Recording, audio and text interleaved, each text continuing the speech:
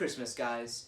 And now that 2021 is coming close to the end, I think it's time to look at what fans considered the best Transformer of the year. That being Kingdom Tigatron. Tigatron. No, Cyclonus won. Look at the live stream bozo. War for Cybertron, Voyager, Tigatron. Tigatron came out absolutely amazing at the Voyager. Really? But he just came out, like literally a month ago. How did he win? Maybe you should steal your figures like Prime versus Prime. Screw you. Well, I guess we'll be looking at this guy first. Kingdom Tigatron. An odd figure to me because he won before he even was really released. But does he deserve that #1 figure of the year spot? Well, let's find out. And here we have Kingdom Tigatron in his Tiger mode, and he looks very, very good. Now, as you all saw with the Cheetor review, I will bring him out right now, this figure honestly wasn't the best. And this does have a bit of the similarities with it. However, I feel they improved on this a lot. Mainly, first things first, by not making this a complete repaint. The original Cheetor figure and Tigatron figure were the exact same. The only thing that was different was the colors. The fact that they made this bigger, changed the engineering, did all that, already a good start. And the only thing similar is the engineering when it comes to the legs, both in robot and cheetah mode. But even then, they added some more articulation and posability in it. So going into looking closer at the Tiger, you can see a bit of wonkiness on the paint. As you can see, my Tigatron has a bit weird eyes. And the biggest issue a lot of people bring up with this figure is that it's not fully white. Now, some people consider this like a Siege battle damage type thing, and I could agree. Siege battle damage ruins a figure. I don't think this figure is ruined by this, but I would have preferred this all white. I'm not racist, but yeah. This figure is very good in Tiger mode. His posability is very similar to Cheetor, but with a lot of more added. He can T-pose, a swivel here. He has an elbow, and some of this at the wrist, and a little bit back forward and back. And for the legs, he can pee like a dog. He has a swivel here, forward and back, I guess, right here, and some ankle articulation. So overall, a pretty decent Tiger mode. Oh, and the mouth can move up and down. But I don't really expect much from the Tiger mode. You know, all I really wanted was a good-looking Tiger, and I feel like I got that. So let's go to the transformation.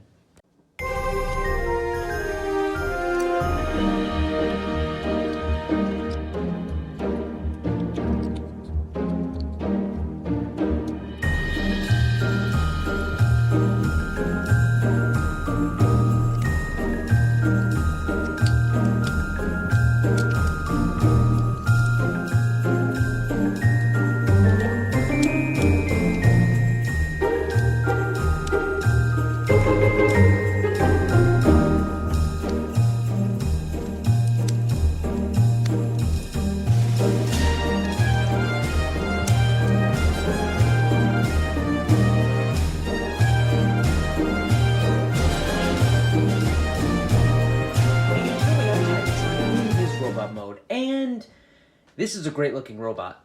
Now, the Cheetor figure had a lot of problems. One being that it didn't really have its priorities straight. It was one, trying to be a good representation of Cheetor, and two, just trying to be something different. I feel like this goes into more what they wanted. It gives us a tune-accurate body, great transformation, and some modern engineering with some modern looks, like the realistic tiger head. Now, I think this figure turned out great, and I feel like it expanded on a lot of things Cheetor didn't do right.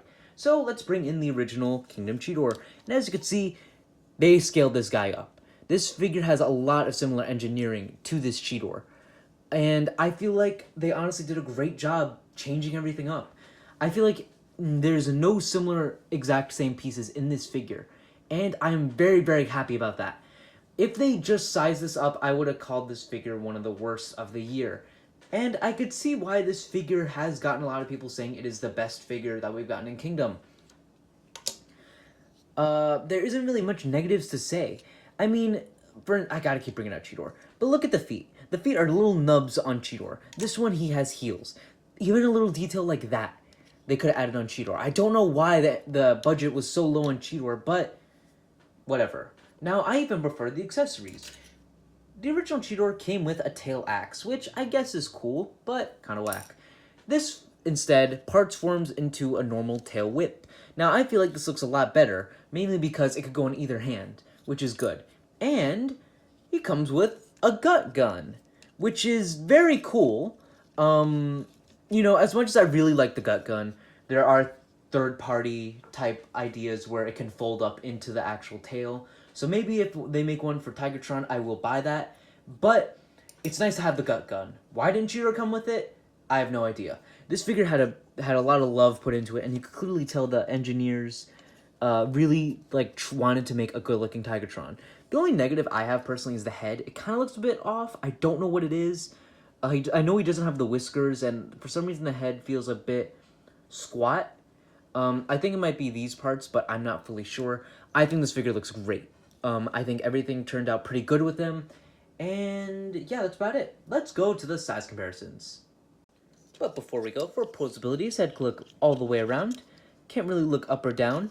If you move these shoulder pieces back, he could do a full T-pose. He has a bit of forward butterfly and some backwards butterfly. His arms can move up and down, swivel here, a double jointed elbow, and a swivel at the wrist, swivel at the waist. He can do the splits, swivel here, knee, and, of course, the normal amazing pivot. For size comparisons, here we have Kingdom Tigatron with Iron Tread, Blitzwing, Sound Barrier, Kingdom Air Razor, Kingdom Dinobot, Kingdom Megatron, and let's throw in Netflix Cheetor. And seeing him with Air Razor, bringing her back in, she looks great with him. They scale perfectly, and Cheetor also looks very, very good. So, do I recommend this figure? Absolutely. I feel that this is one of the best Kingdom figures that we got. And does it deserve the Hall of Fame winner title? It's a bit hard to say. While I do think this figure has a lot of good qualities, it does use a lot of them from that original Cheetor mold. Yes, it improved on all of those qualities, but it made me see how inferior Cheetor was, and probably how rushed he was. While I do really love this figure, it makes me dislike Cheetor a bit more. Now, that doesn't mean I don't like this figure at all. I think this figure is great. However, I think there's a figure much more deserving of that Best of the Year title, and that'll be tomorrow's review.